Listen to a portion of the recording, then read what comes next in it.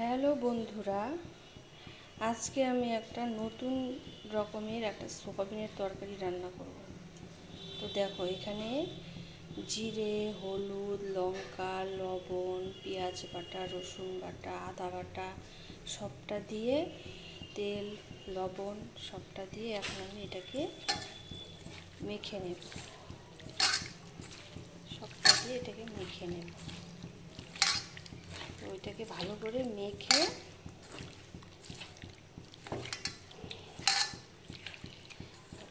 না সুন্দর, মনে হয় এমনি খাওয়া যাবে। দেখো,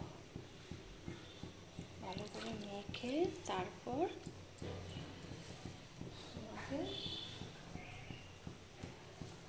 করে তেজপাতা,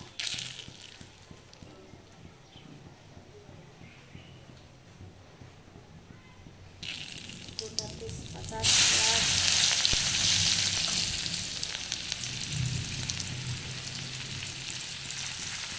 আর হচ্ছে জিরে,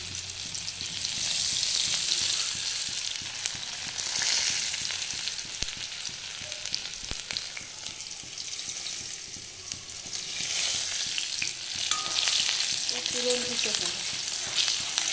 এটাকে ভালো করে লাল করে ভেজে, তো কড়াই আগে পটল ভাজছি, তো তাই একটু তেলটা কালো। আবার কেউ বলো না যে তেল কালো, তাই বলে দিলাম। তারপর আমার এই সোয়াবিনটা এর মধ্যে ঢেলে নিতে হবে।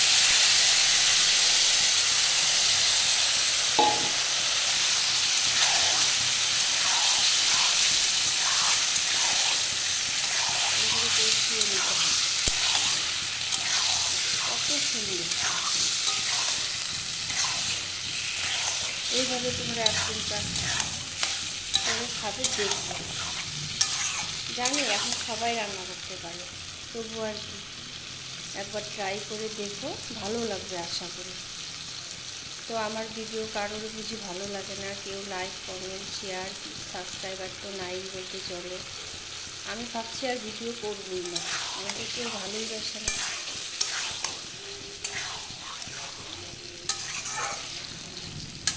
তো ভিডিওটা অনেকটা বড় হয়ে যাবে, এটাতে মানে বড় ভিডিও সাপোর্ট করে না।